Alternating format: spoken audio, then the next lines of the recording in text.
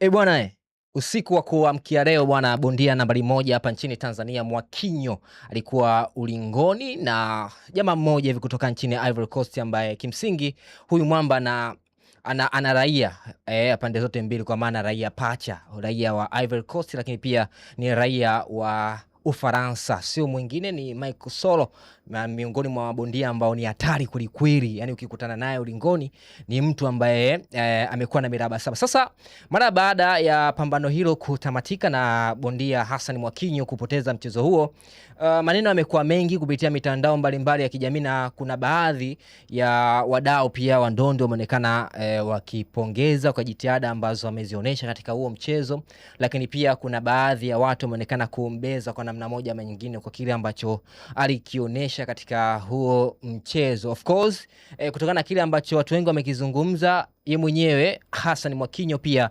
alikuja na kuzungumza kupitia mitandao yake ya kijamii na kuandika sababu, na mwenyewe binafsi ameona kwamba miongoni mwa fighting ambazo aliingia akiwa weak sana, na mwenyewe hajui shida hasa ilikuwa ni nini, kwa sababu alifanya maandalizi ya kutosha, lakini kile ambacho kilitokea katika mchezo ni kitu ambacho mwenyewe hakukitarajia.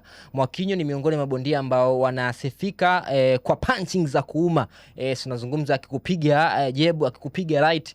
Mwakinyo bwana ni mtu ambaye anauma, yani ngumi zake zinauma kweli kweli, na watu ambao mara zote amekuwa akipigana nao amekuwa kikili hilo, na mara zote amekuwa kwa mara nyingi zaidi amekuwa akiibuka na ushindi. Sasa hapa kumekuwa na mjadala mkubwa, watu wengi wamekuwa wakizungumza zaidi negatives, na wanashindwa kuelewa nini ambacho Hassan Mwakinyo anakifanya. So nipo hapa Funga Meza Junior tuzungumze kidogo kuhusiana na kile ambacho hivi sasa kimekuwa kikiendelea kupitia mitandao mbalimbali ya kijamii. Sawa, Mwakinyo amepambana zidi ya Michael Soro, miongoni mwa wapiganaji bora sana, na ni mtu ambaye amekuwa na mafanikio makubwa. Ukiangalia mpaka hivi sasa amepigana takriban mapambano 45 katika mapambano 45, mapambano 20 na 8 ameshinda kwa KO. Kwa hiyo ukiangalia tu numbers, mapambano katika mapambano 45, mapambano 28 ameshinda kwa KO, utagundua ni bondia wa namna gani. Lakini ukiacha hivyo, amepoteza mapambano 4 peke yake, huko akitoka sare mapambano 2. Ukiangalia numbers, ni mtu ambaye mara nyingi amekuwa akiingia katika michezo, ama katika mchezo huu wa masumbu amekuwa na advantage kubwa ya kushinda mchezo. Sasa Mwakinyo aliingia mbele ya Michael Soro, lakini ameshindwa kutoboa. Sasa hapa tunapaswa kuzungumza kama taifa.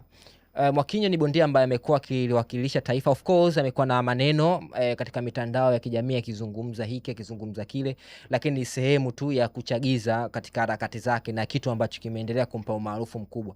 Leo hii tukizungumza kuhusu Hassan Mwakinyo, hatuzungumzi kuhusu tu kupigana, lakini tunazungumza kuhusu mtu ambaye amekuwa na speech ambazo watu wengi zimekuwa zikiwavutia, lakini kuna baadhi pia zimekuwa zikiwakaraisha, lakini ndio lifestyle ambayo amekuwa akiitumia. Sasa watu hawapaswi kudefine zaidi negatives, kwa sababu ukijaribu kuangalia Mwakinyo alikuwa aliwakilisha taifa la Tanzania, na baada ya kupoteza inahesabika kwamba Mwakinyo amepoteza, lakini pia taifa limepoteza.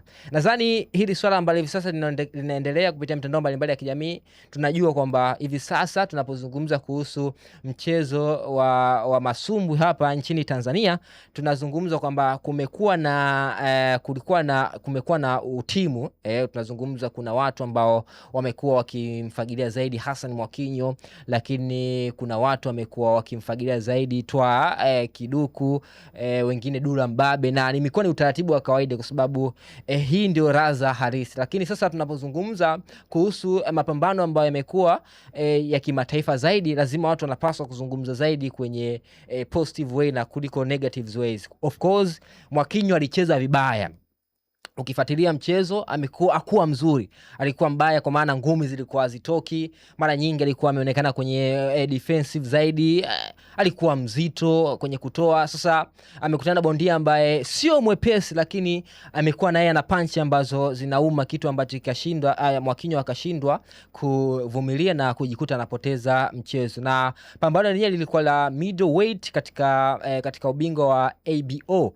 Kwa maana hiyo Mwakinyo amefanikiwa kupoteza huo mchezo, lakini amewataka radhi wa Tanzania na watu wote ambao wamekuwa wanaumizwa ama waliumizwa na yeye kupoteza hilo pambano. Lakini binafsi nadhani watu wanapaswa kuzungumza zaidi positive kuliko negative, kwa sababu Mwakinyo ukiangalia ni pambano ambalo alikwenda kuliwakilisha taifa na kwa bahati mbaya kukosa ama baada yeye kupigwa, na maana pia taifa limepigwa. Hivi sasa sio wakati wa kuzungumza kuhusu negatives kwa sababu ya utimu wewe Toa Kiduku ama wewe Dula Mbabe ama wewe nani.